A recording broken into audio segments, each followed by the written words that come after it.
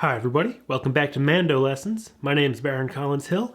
This week we have part 3 of getting into improvisation. It's a series I've been doing. Part 1 talked about sort of just some talking points on what improvisation is, how to find sort of the style you want to improvise in, some of the basic building blocks. It's a great introduction to improvisation. Part 2, we started to put the pick to the strings.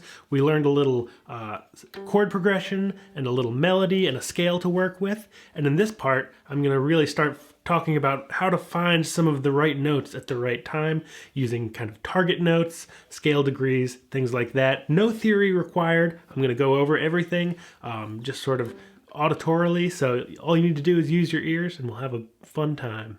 All right, so in part 2, we learned this chord progression, G, then C, then D, back to G. And we were using the G scale as the basis for our melody and our improvisation, and that sounds like this.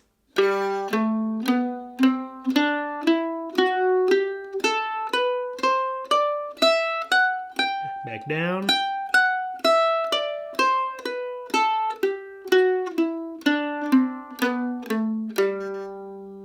And then our melody, using that G scale, sounded like this. 2, 3, 4.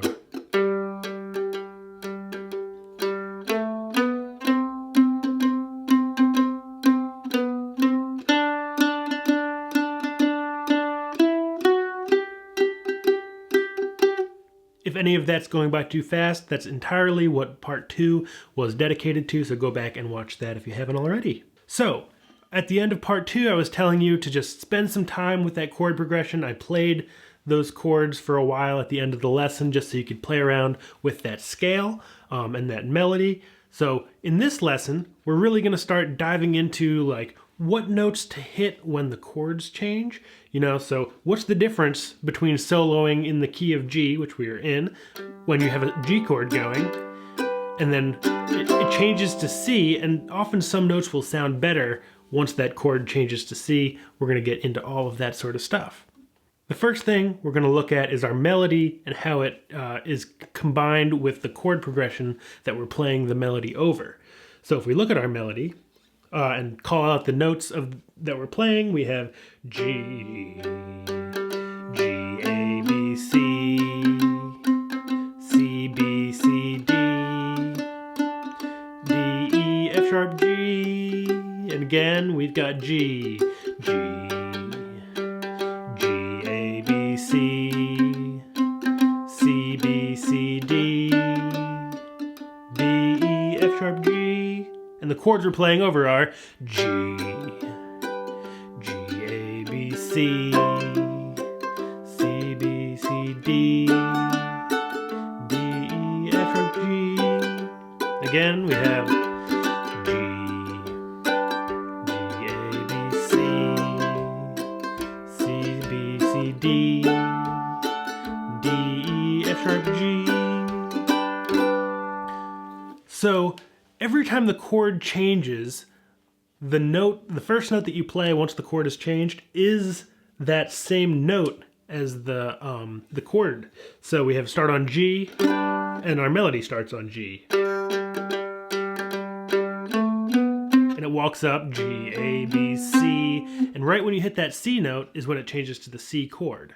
And the same thing with the C, B, C, D, changes to the D chord. D, E, F sharp, G, and we're back to G. So if I do them both at the same time, I'll approximate it and it sounds like this. 3, 4.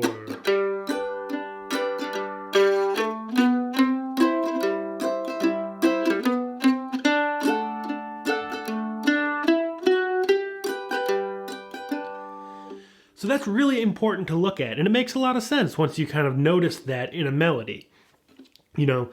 The fact that when a chord changes, you hear that chord change, a really safe note to hit is that, the note of the scale that is the same letter as the chord. And that's a really important thing to think about. You can use that in improvisation all the time. It really gives you these landing notes and these target notes. Even if you get a little off the rails, you know, you're going along and going.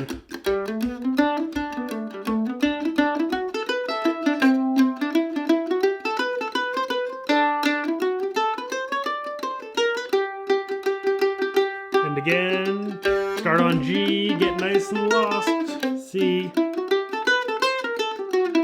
D. And so as far out as I get, G, random stuff that doesn't sound very good, C, more stuff that doesn't sound very good, D, more stuff that doesn't sound very good, G. At least you have those little kind of keyhole notes, those target notes that are gonna sound good as long as you know how the chord progression moves and you can find that note. So something you can do is play that tune up an octave, starting on the 5th fret of the D string.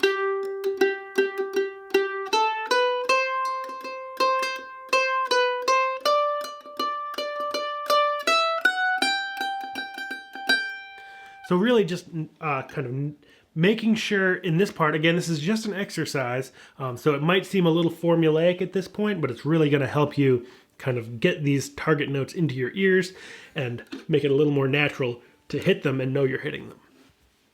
So now we've got kind of 2 octaves to play around with. The next thing to think about is like, where is there space for improvisation?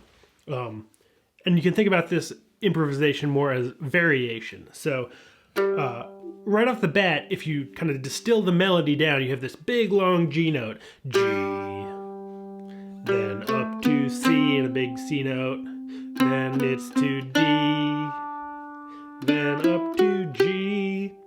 So what if we just start by filling in that kind of G, that long G note? We'll just add little bits of the scale to it, just to give it a little more motion rather than leaving those big open spaces. So we can do that by just going back and forth. We can go.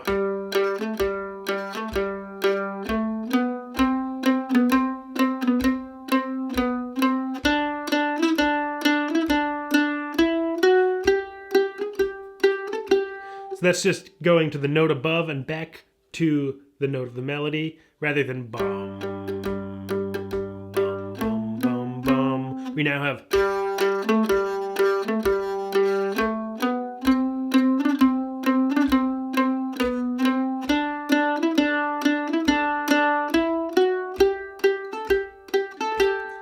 So that's a great way to fill in the melody. You can do longer little bits of scale.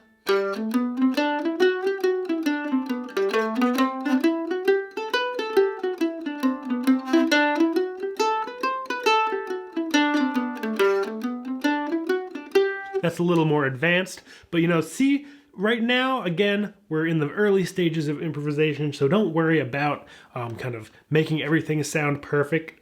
It just takes a lot of time, and the more time you can spend practicing and working on melodic variations and little bits of improvisation and still coming back to these target notes is really going to benefit your improvising skill in the long run.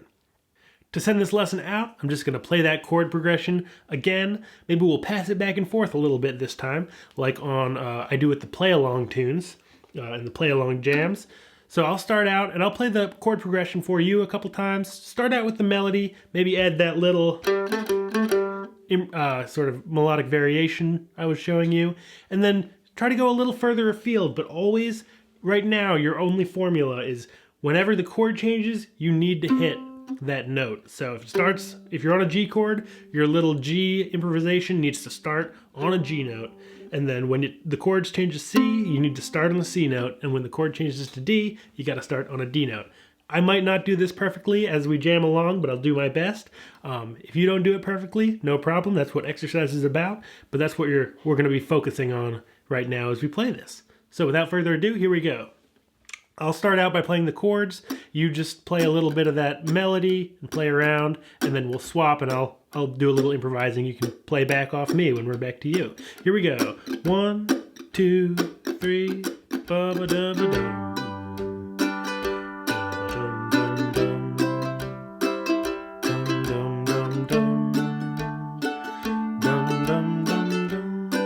You're on your own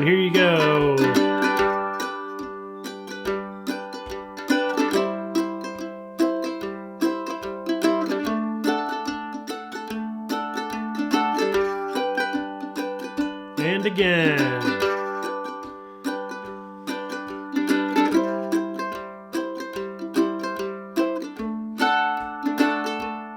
I'll take it, you play the chords. Here we go.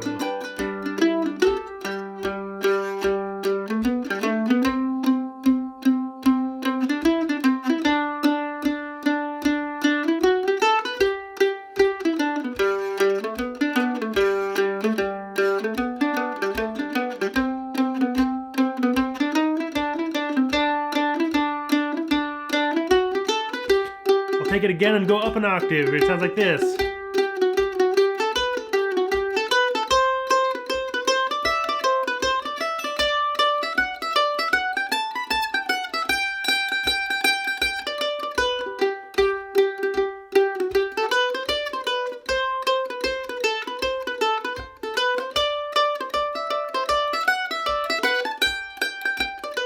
You take it. Here we go.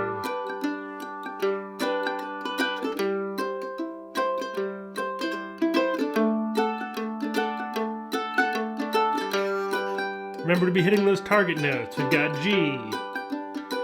Then you gotta land on a C.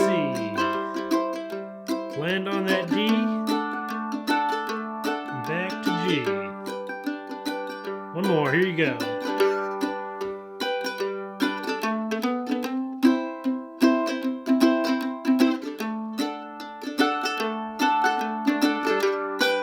And my turn.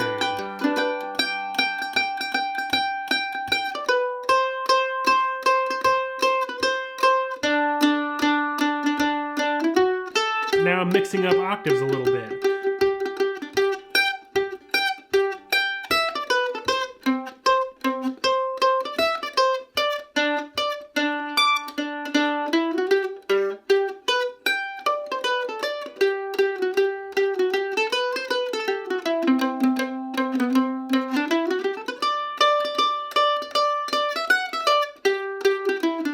You take it, here we go.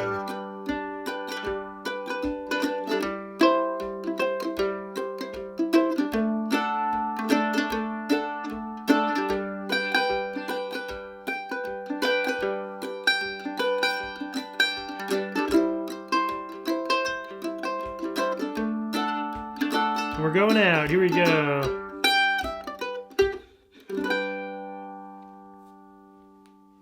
All right, that was a lot of fun. You may have some questions at the end of this, like, wow, that really seems a little bit limiting to always needing to be hitting those exact target notes. Are there other notes I can use? Are there other ways I can look at improvisation? All of this I'm going to be answering in future lessons, so subscribe if you haven't already. All my lessons are always free, and there's new ones every week. There are a couple ways to donate. There's links in the description if you're interested. Not required, but greatly appreciated. I hope you have a great day, and I'll see you in the next lesson next week. Bye-bye.